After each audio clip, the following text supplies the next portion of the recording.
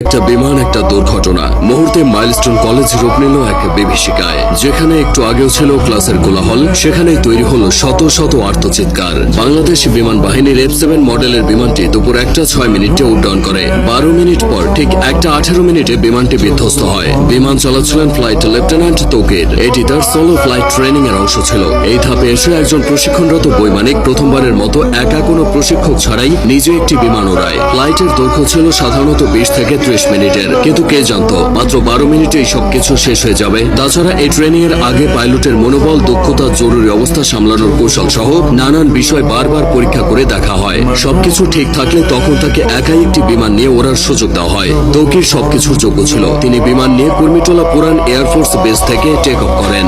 এরপর উত্তরা, দিয়াবাড়ি, বাড্ডা, হাতিরঝিল ও রামপুরার ওপর উঠতে থাকেন। তবে কয়েক মিনিটের মধ্যে কিছু সমস্যা দেখা যায়। সঙ্গে সঙ্গে তৌকির কন্ট্রোল রুমে রিপোর্ট করে জানায় যে তার বিমান আকাশে ভাসছে না, মনে হচ্ছে বিমান নিচের দিকে পড়ে যাচ্ছে। কন্ট্রোল রুম থেকে তাকে জানানো হয় তিনি যেন ইজেক্ট করেন তথা বের হয়ে আসেন।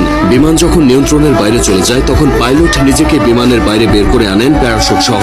এটি ইজেক্ট, কিন্তু কোনো এক অজানা কারণে তা সম্ভব হয়নি। এদিকে কন্ট্রোল রুমের সাথে পাইলটের যোগাযোগ বিচ্ছিন্ন হয়ে যায়। তার ঠিক 1 থেকে 1.5 মিনিটের মধ্যেই বিমানটি নিয়ন্ত্রণ হারিয়ে উত্তরা মাইলস্টোন স্কুলে বিধ্বস্ত হয়। মূলত স্কুলের আবাসিক ভবনে বিমানটি আছড়ে পড়ে। ভবনটির নাম হায়দার হল। হলের পুরো অংশ ধসে গেছে। বিমানের বড় অংশটা ক্যাম্পাসের মাঝের ফাঁকা অংশে পড়েছিল। বিমানটি একটু পরে আছড়ে পড়লে হয়তো হতাহতের পরিমাণটা কিছুটা কমতো, কারণ ক্লাস শেষের ঠিক পরের সময় বিমানটি আছড়ে পড়েছে। বহু ছেলে মেয়ে ক্লাস শেষে বের হয়ে চলে যেত। যে ভবনে বিমান বাহিনীর প্রশিক্ষণ বিমানটি বিধ্বস্ত হয়েছে সেটি দোতলা ছিল। ক্যান্টিনের পাশেই ওই ভবনটি। ওই ভবনে 2টি তলা মিলিয়ে মোট 16টি ক্লাসরুম আছে আর 4টি শিক্ষকদের রুম। প্রাথমিকের 1ম থেকে 5ম শ্রেণীর ক্লাস হতো এই ভবনে। 3য় ও 4র্থ শ্রেণীর শ্রেণীকক্ষের সামনে বিমানটি বিধ্বস্ত হয়েছে। তখন ক্লাস চলছিল। কিছুক্ষণের মধ্যেই ক্লাস শেষ হতো। ঠিক সেই সময় কলেজের প্রজেক্ট 7 নম্বর ভবনে বিমানটি ধাক্কা লেগে জ্বালানি লিকেজ হয়। পরে প্রজেক্ট 2 ভবনের সামনে আছড়ে পড়ে। বেলা 1টার দিকে স্কুল ছুটি হয়ে যায়। তবে তখনও কিছু শিক্ষার্থী সেখানে অবস্থান করছিল। তারাই সবচেয়ে ক্ষতিগ্রস্ত হয়েছে। অনেক অভিভাবক বাইরে থেকে দাঁড়িয়ে শুধু দুর্দশা দেখেছে, কিছুই করার ছিল না। দুর্ঘটনা যা ঘটার তা ঘটে গেলেও কিছু প্রশ্ন থেকে গেছে।